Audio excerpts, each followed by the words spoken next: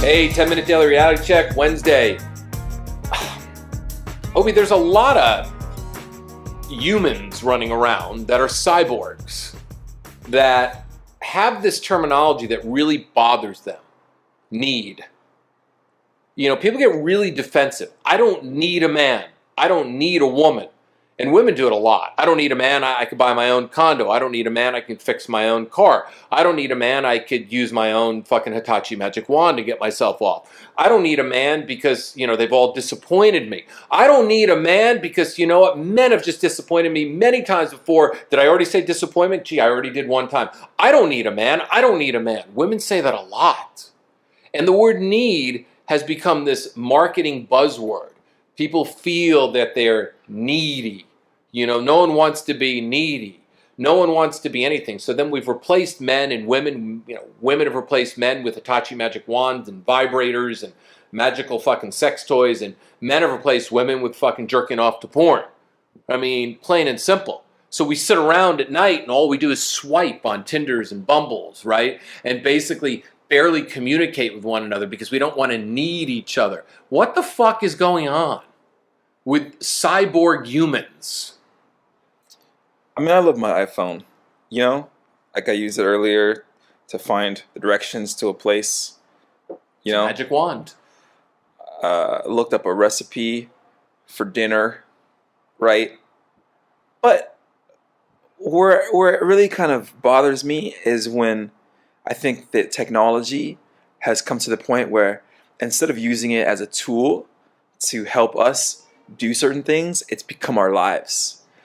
To the point where we're so stuck on the computer and our phones that we forgot what it was like to be a human being.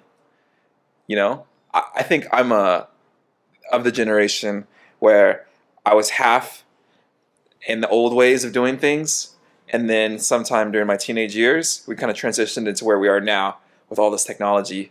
You know, I remember being a kid and just going out, and my parents wouldn't know where we were until we came home, you know? And there's no way for them to find out, right? Right. You know? Wasn't that great? You remember that? Oh my God, the panic, the look on your mom's face, You right? know? Oh my God, where have you been all day long? Because there wasn't a way to connect. No. There was no phone. You know what I'm saying?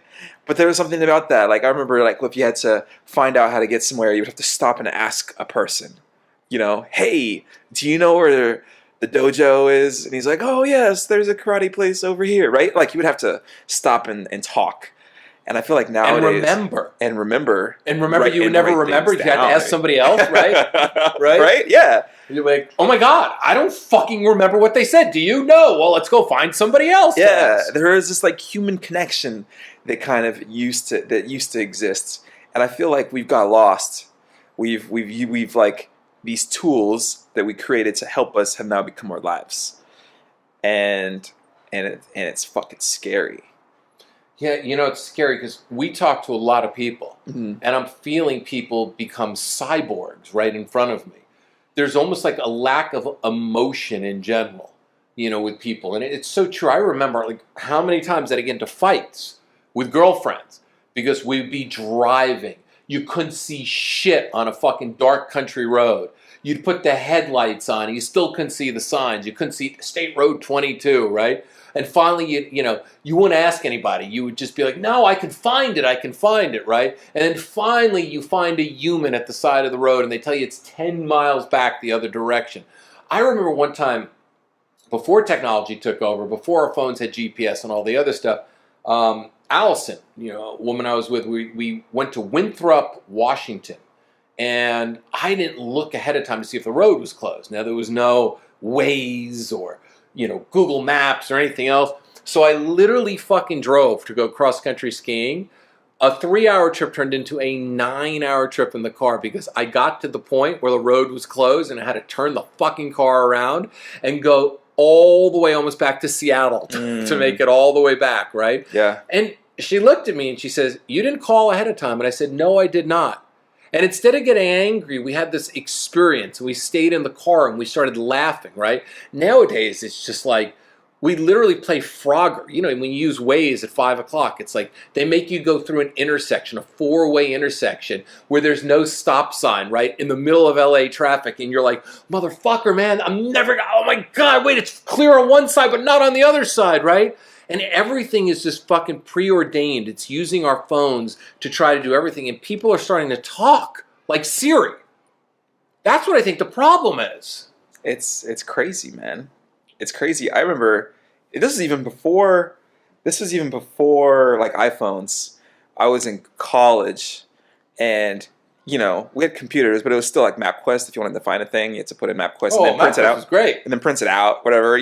This sounds like it's like the '60s or some shit. But this was not too long ago. And I remember I was a philosophy major, so I was always doing these experiments with my friends and stuff. I was like, you know what?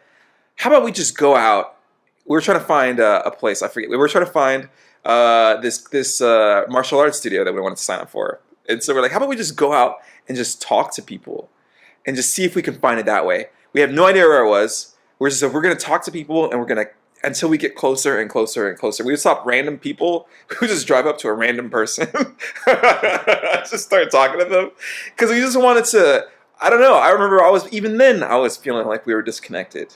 God, I remember traveling cross country with Jessica in 1993. Yeah. And before Hotels Tonight. Yeah. Before Kayak, right? And I'm pushing it. And when you're on a road trip and you're fucking way past the point of driving. But you want to just keep going. Right, you want to keep going, but yet you see the little white bunny in front of you, right? Like you start seeing shit run out into the street and there's nothing there. Yeah. And you're slowing down on the interstate because you're like, your mind's playing games because you've done 12 fucking hours behind the wheel, way past what you should. Yeah. And all of a sudden you think to yourself, next exit. Then you get to the next exit, and the woman that's with you, she's trying to be as cool as possible, but she's getting grumpy and grouchy, and she supported you the whole time. And then you get there, and there's 5 motels, and every one of them is sold out. Yeah. And like the next road stop is 50 miles away, and she looks at you and she goes, I can't fucking believe that there was no fucking place to stay. We can't believe we got to drive another 50 fucking miles, right? Yeah. And you're singing and trying to keep each other up. Nowadays, it's just like, all you got to do is ask Siri. Yeah. Siri, I'm tired. Find me a hotel. There was a sense of adventure in those days. And I'm not somebody that's like always clamoring for the olden days, but we use something called intuition, human spirit. Yeah. We connected over stuff like that. Creativity, imagination. Oh. Like we just use more of our abilities, of the things that are very human. These are part of us. All these things are part of us. People talk about, oh, I'm not creative. Oh, I'm not imaginative. No, that's bullshit. We actually think in images. We don't think in words. We think in images. Every single person is imaginative. Like every human being on earth. You telling yourself that you can't imagine, you can't create is bullshit. It's just like, I think that we've got so used to having things being done for us with computers and phones and shit that we forgot who we are. I mean, we're 17 hours a day in front of a screen. We're 8 hours at work in front of a laptop, right? Because if you think about it, we used to work without laptops in front of us. I can't even remember what that was like. I mean, I did stuff all day long. I worked. I remember that. I fucking worked. Now, I'm in front of a laptop all day long. Yeah. I mean, all day long I'm in front of a laptop. Then when we're not with the laptop, we're in front of our phones the rest of the time, right? Yeah. We're constantly looking. And you're right, our imagination, we don't even need imagination anymore. We don't even need to write anything. We got gifts that we can send people, right? And emojis. We don't even need to do emotion at all anymore. We literally can sit there and find the right emoji or find the right GIF to send somebody. We don't even need to create words. We don't need to do anything. We don't even have imaginations anymore. And if you look at movies, when we saw Planet of the Apes, you said the same fucking thing.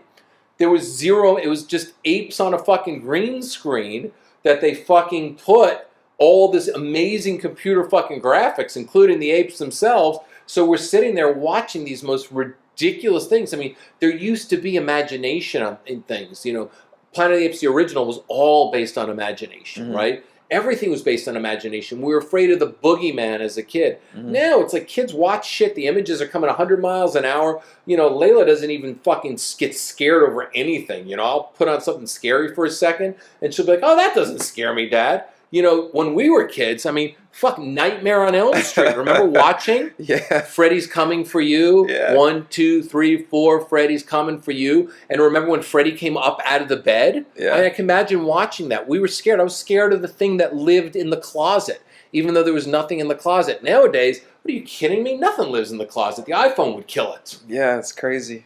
It's crazy. I don't know, man. I really hope things turn around. How? Trying. I think you have to try. Try what? As a whole culture? Do you think an entire fucking culture of people that have been hiding behind their phones for the last 10 years are now going to come out of the fucking closet and start getting imaginative and creative all over again? I think we need to inspire each other. It's something that I love to do when I'm dating. If I'm dating someone that I really like, I write letters. I write actual letters. Do you? Yeah, and I send them to them. And I like that. bro, it's like money. Every time I've sent a letter, I'll go by her place later. Maybe it could be months later. Could be even after we've broken up. And as friends, and they still have them. They still have them. That's straight out of the Notebook.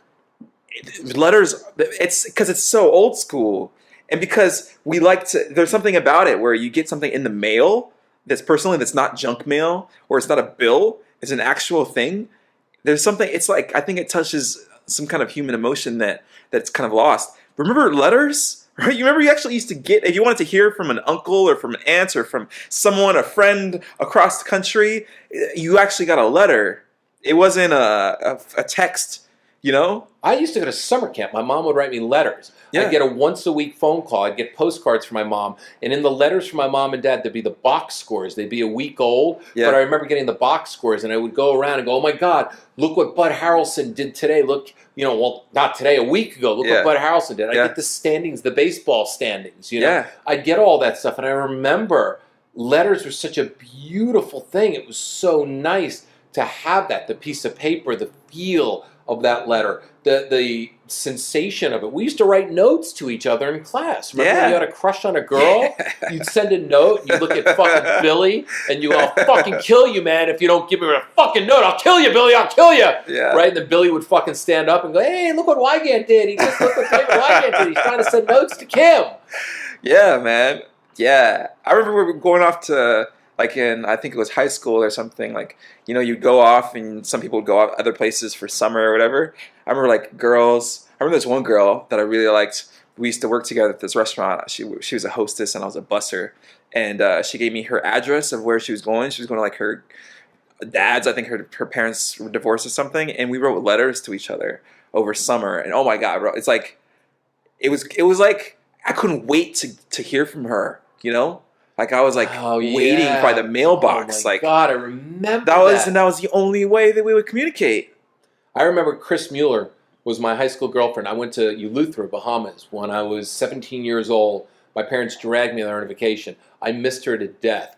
I wrote her 2 fucking books. Remember those marble notebooks? Yeah. Of how much I loved her, how much I missed her, what I was doing all day, and I presented it to her when I got back. And I remember the plane was delayed, and I went on the runway, and I went up to the stewardess and the pilot that was standing there, and I go, where the fuck is the airplane? And they look at me and they go, what the fuck are you talking about, kid? I said, I got to get back to my girlfriend, man. It's been a week. I want to see her. And nowadays, it's we don't feel that at all. It's No. I mean, look, and look, we're not just, crickety old men sitting on a fucking porch going, I remember the old No, but I like this days. stuff now. You know what I'm saying? I'm just saying used to happen a lot more back then because that's all we had. But I still like this shit now. I love this stuff now, and I love the texting. I love when I'm not with my girl and I can go text her. Yeah. And I love connecting all day long via text, and I love the whole thing. But I also talk on the phone 3 or 4 times a day to this person. Yeah. I also connect with her during the day. Yeah. It's people rely too much on robotics. Yeah. It's and you have a relationship that's full on text, and this is a warning sign. If you have a full on text relationship with somebody, there's no human interaction. So what we say here is that we don't hate it, but Jesus, stop being so robotic. Use your imagination. Bring back romance. Bring back connectivity. Put the phone down. Talk to one another. Yeah. Feel one another. Anyway, man, we'll bring Obi back. He's here for a couple more days. Probably have him back one more time before he disappears into the vortex of West LA. Mar Vista, here I come, baby. Sublet in Mar Vista. Anybody wants to go visit Obi, go visit him in Mar Vista. He's got a great sublet there. Anybody want to see me, go to davidwygant.com, 10-minute daily reality check out for this Wednesday. Going to the OC Fair with my little girl for 2 days. Going to go win stuffed animals. Gonna go eat funnel cake. I definitely won't eat funnel cakes. I can't imagine you eating a funnel cake. Imagine me eating a funnel cake. Like, yeah, there you go. I'm just gonna go squeeze my ass together and run to the bathroom to eat that fucking funnel cake. But the OC Fair is on tap, on horizon, and that's it, man. See you all tomorrow.